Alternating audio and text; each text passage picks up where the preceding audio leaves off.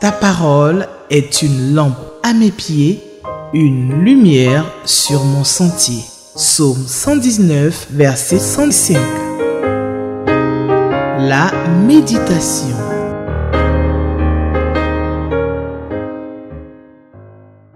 Gloire et honneur à notre Dieu qui pourvoit tous les jours à nos besoins spirituels, nos besoins matériels, nos besoins financiers, même nos besoins émotionnels. Bien-aimés, avant de lire et de méditer la bonne parole de notre Dieu, je voudrais vous féliciter chaleureusement pour votre persévérance dans la marche avec Jésus, le Maître. Vous n'avez pas abandonné ce chemin étroit, ce chemin difficile qui mène au ciel. Comme l'apôtre Pierre, vous avez compris que celui que vous suivez, Jésus, a les paroles de la vie éternelle. Il a les paroles qui consolent, il a les paroles qui restaurent l'âme, il a les paroles qui sauvent. Vous avez cru et vous avez connu que Jésus-Christ est le Saint de Dieu. Sa parole que nous lirons aujourd'hui dans le livre de Nombres, chapitre 15, versets 1 à 16, nous communiquera l'esprit et la vie et la vision de notre Dieu. La question numéro 2 et 3 nous aideront dans notre réflexion. Bien-aimés, nous prions plutôt, comme d'habitude, avant de lire et avant de méditer la bonne parole de notre Dieu. Prions.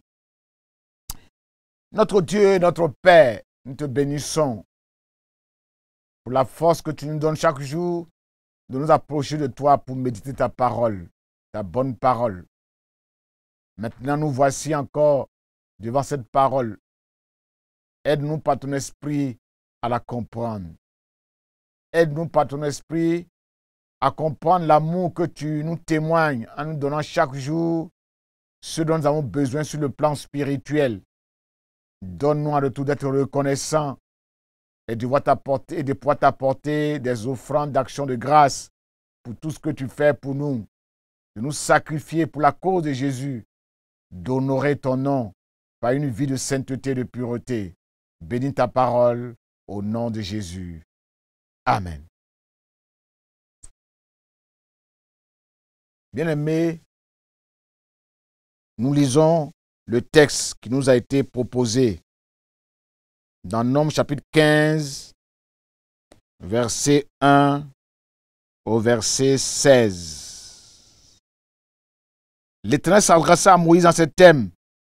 Parle aux Israélites et dis-leur, lorsque vous serez arrivés dans le pays que je vais vous donner, pour que vous y fassiez votre demeure, et que vous voudrez m'offrir un sacrifice de gros ou de petit bétail consumé par le feu, dont l'odeur plutôt apaisera l'Éternel, que ce soit un holocauste ou un sacrifice destiné à accomplir un vœu, un sacrifice volontaire, ou encore un sacrifice offert à l'occasion de l'une de vos fêtes religieuses, vous y joindrez une offrande de 3 kilos de fleurs de farine pétrie avec 2 litres d'huile et une libation de 2 litres de vin. Cette offrande de céréales et cette libation accompagneront chaque agneau offert en holocauste ou en sacrifice. Verset 6. Pour un bélier, vous ferez une offrande de 6 kg de fleurs de farine pétrie avec 2 litres et demi d'huile d'olive et une libation de 2 litres et demi de vin. L'odeur de ces sacrifices que tu offriras ainsi apaisera l'Éternel. Si c'est un veau que vous offrez à l'Éternel, soit en holocauste, soit comme sacrifice destiné à accomplir un vœu, soit comme sacrifice de communion, vous y adjoindrez une offrande de 9 kg de fleurs de farine pétrie avec 4 litres d'huile et une libation de 4 litres de vin. L'odeur de ces sacrifices consumés par le feu apaisera l'Éternel. Chaque bœuf, chaque bélier, chaque agneau ou chevreau sera offert de cette manière. Quel que soit le nombre des victimes que vous offrirez, vous accompagnez chacune d'elles de l'offrande de céréales et la libation correspondante. L'Israélite de naissance suivra ces prescriptions pour offrir les sacrifices consumés par le feu dont l'odeur apaise l'Éternel. Verset 14. Et l'étranger séjournant parmi vous ou établi depuis plusieurs générations au milieu de vous procédera de la même manière que vous pour offrir un sacrifice consumé par le feu dont l'odeur apaise l'Éternel. La communauté aura un seul et même rituel qui s'appliquera aux uns comme aux autres. Ce sera un rituel immuable pour les générations à venir. Il en sera de même pour vous et pour l'immigré devant l'Éternel. Verset 16. Une même loi et une même ordonnance vous régiront, vous et l'étranger qui réside parmi vous. La question numéro 2, pour nous aider à mieux comprendre notre texte. Qu'est-ce que ce texte m'apprend sur Dieu le Père, sur Dieu le Fils et sur Dieu le Saint-Esprit? Sur Dieu le Père, Dieu dit au verset 1, Dieu dit à Moïse, parle aux enfants d'Israël.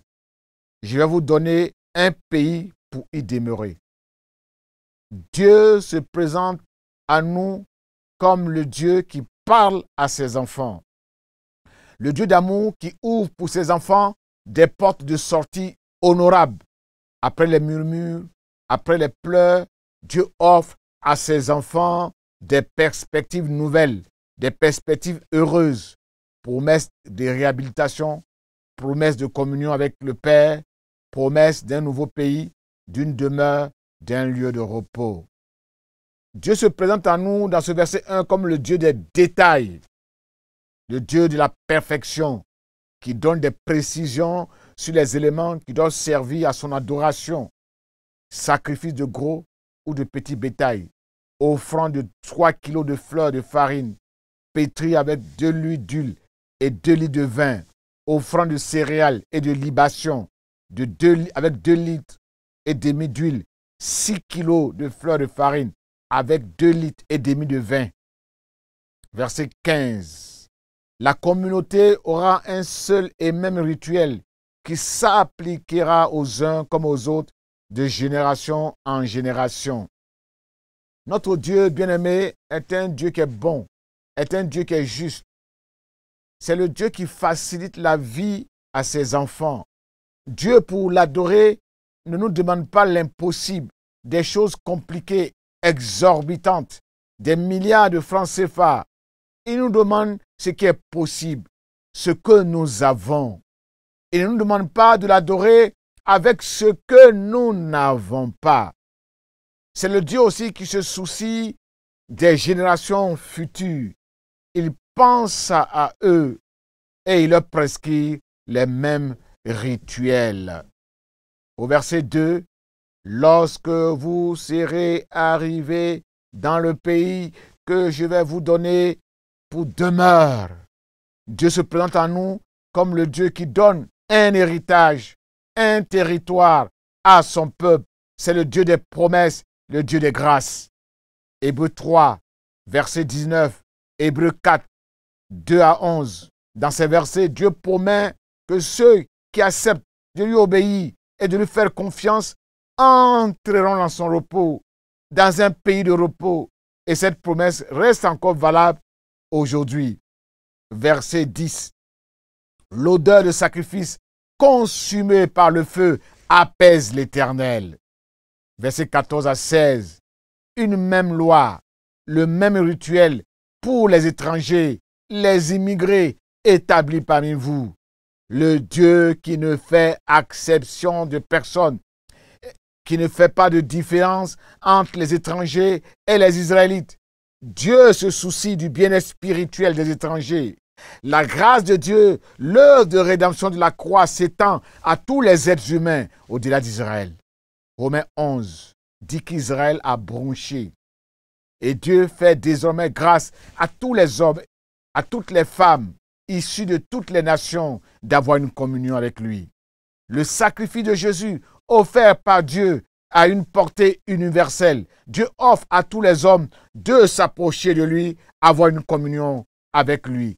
Qu'est-ce que ce texte m'apprend sur Jésus-Christ? Verset 1.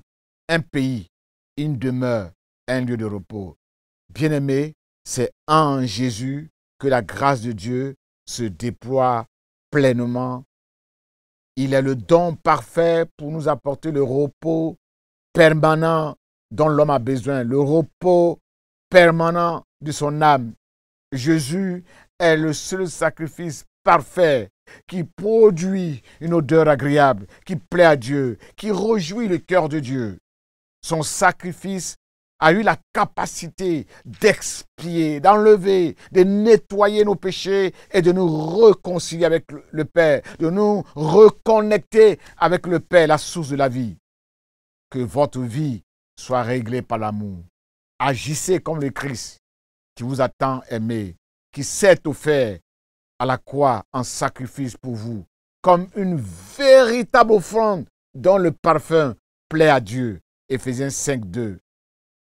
En Jésus-Christ bien-aimé, par son sacrifice sanglant, la décision de Dieu dans Nombre, chapitre 14, verset 23, dit ceci.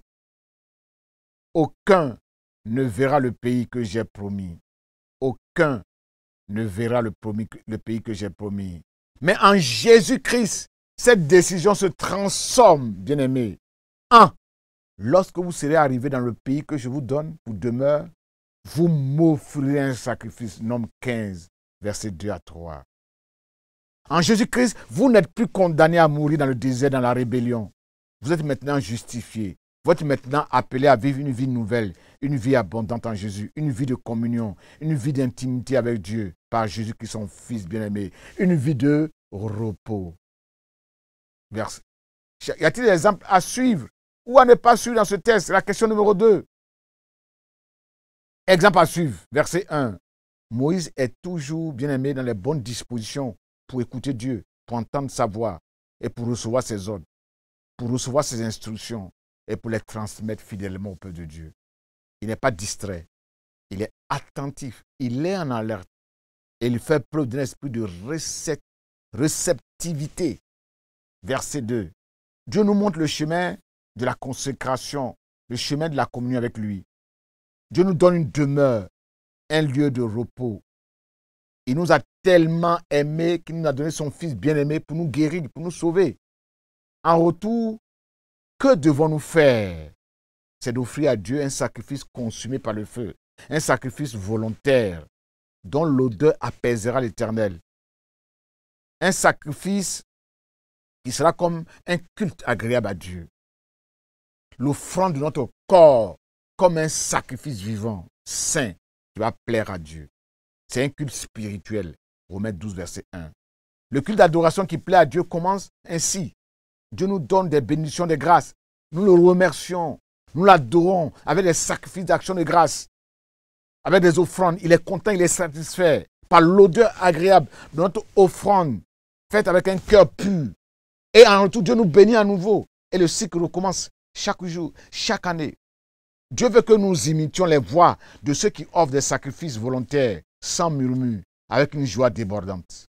Car un sacrifice consumé par le feu fait allusion à un cœur qui s'humilie, un cœur brisé, comme celui de David. Car le sacrifice qui plaît à Dieu, qui convient à Dieu, c'est un esprit humilié. Un cœur brisé, un cœur contrit. Psaume 51, verset 19. Un cœur repentant.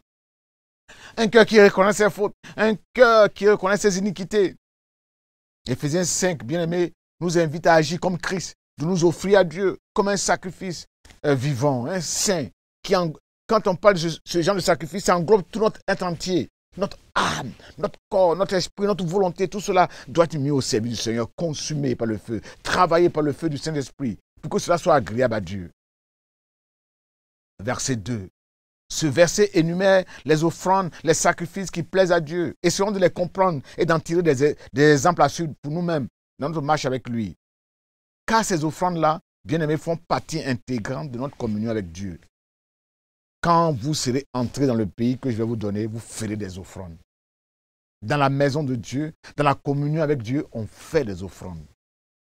En effet, Dieu dit que les holocaustes et les sacrifices qui lui plaisent sont l'obéissance à ses ordres, à ses décrets, à ses lois. Et parmi ces lois-là, il y a l'Holocauste. C'est la manifestation d'un dévouement total à Dieu, à l'image de Jésus-Christ qui s'est offert à Dieu pour lui obéir, pour plaire à Dieu. L'offrande de farine nous parle de la perfection de Christ. C'est lui le pain de vie. Celui qui vient à lui n'a plus faim, il n'a plus soif. sa vie nous rassasie, sa vie nous satisfait pleinement. Notre communion avec Dieu a été rendue parfaite en Christ. Le chrétien qui veut suivre Jésus doit suivre l'exemple de Jésus-Christ. Il doit avoir une vie qui plaît à Dieu, une vie qui honore Dieu, une vie qui glorifie Dieu, une vie de perfection. Le sacrifice d'action de grâce ou l'offrande de la paix établi par Jésus qui rétablit la paix entre nous et Dieu et qui scelle la réconciliation entre nous et Dieu. Le sacrifice destiné à accomplir un vœu permet de remercier Dieu pour tous ses bienfaits passés, pour implorer Dieu afin qu'il nous accorde de nouvelles bénédictions. C'est un engagement sérieux, sacré que nous prenons quand nous faisons un vœu pour dire merci à Dieu. Proverbe 20. C'est pourquoi quand vous faites le vœu de donner quelque chose au Seigneur, votre Dieu, faites tout pour ne pas oublier ce vœu, cette promesse. Apportez vos offrandes sans retard. Sinon le Seigneur devra vous la réclamer et vous aurez commis un péché. Si vous ne le faites pas, si vous ne faites pas de vœu, il n'y a pas de péché. Mais si vous prononcez un vœu en toute liberté, de façon volontaire, sans contrainte, et forcez-vous de rétablir ce que votre bouche a promis. Deutéronome 23, 21 à 22. Anne, la mère du prophète Samuel, est le modèle à suivre dans ce domaine. La Bible dit que dans 1 Samuel chapitre 1, verset 10, elle a fait une promesse à Dieu. Elle a fait un vœu à l'Éternel. Elle était très triste dans la présence de Dieu. Elle a prié le Seigneur en pleurant beaucoup. Voici la promesse qu'elle a faite au Seigneur. Seigneur de l'univers, je t'en supplie, vois mon malheur, souviens-toi de moi, ne m'oublie pas, donne-moi un garçon. Je promets de le mettre à ton service pour toujours. Un vœu, une promesse. Dans 1 Samuel chapitre 1, verset 24 à 28, quand Samuel a l'âge d'être sevré, elle le conduit à la maison du Seigneur, à Silo, auprès du prêtre Élie, avec un taureau de 3 ans, un sac de farine, une outre de vin, conformément aux prescriptions de la loi, pour le sacrifice de reconnaissance. Elle dit au prêtre Élie, le Seigneur m'a donné ce que je lui ai demandé. À mon tour, je le donne au Seigneur pendant toute sa vie. Il appartiendra au Seigneur. Anne vient d'accomplir ses vœux envers l'Éternel. Faire un vœu à la légère, ne pas l'accomplir, est un mauvais exemple à ne pas suivre. C'est se comporter comme un trompeur, Malachie 1. C'est se mettre dans un piège, Proverbe 20. C'est se comporter comme un insensé, irréfléchi, étourdi, négligent, un homme méchant. C'est faire pécher sa chair, Ecclésiaste 5.4. C'est une façon aussi de mettre Dieu en colère, parce qu'on a menti. Ce texte nous parle aussi de sacrifice de communion, partagé entre Dieu et les prêtres. Ce sacrifice a pour but de rapprocher l'homme de Dieu et Dieu de l'homme, en lui offrant ce qu'on a de plus précieux. Il nous permet de nous sentir plus proches de Dieu. C'est un symbole de connexion avec Dieu. Les offrandes d'animaux sont accompagnées de farine, d'huile et de vin. Notre perfection en Christ, c'est la farine. Se consolide à travers notre vie de consécration, de communion avec Dieu, par la présence du Saint-Esprit en nous, l'huile, afin de nous souvenir du sacrifice que Jésus a accompli pour nous à la croix du Calvaire, pour apaiser la colère de Dieu. C'est le vin, le sang de Jésus-Christ qui a coulé pour nous laver, nous purifier. Et qui nous a ouvert le ciel comme demeure éternelle. Bien-aimé, chaque fois que le chrétien, de façon volontaire, fait une offrande à Dieu, il accomplit une promesse envers Dieu, il pose ainsi un acte prophétique, il annonce et il démontre ainsi sa confiance en Dieu, sa foi dans ses promesses.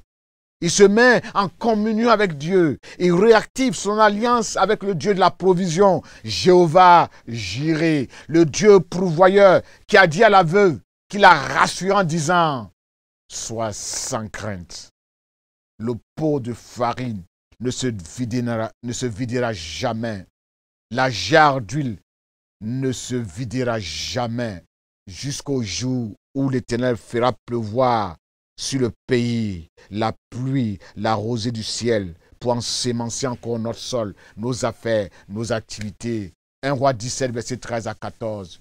Prions, bien-aimés, parce que nous avons un Dieu qui nous aime, un Dieu pourvoyeur, un Dieu grand, un Dieu merveilleux, un Dieu qui nous aime et qui nous donne chaque jour l'occasion de lui exprimer notre reconnaissance.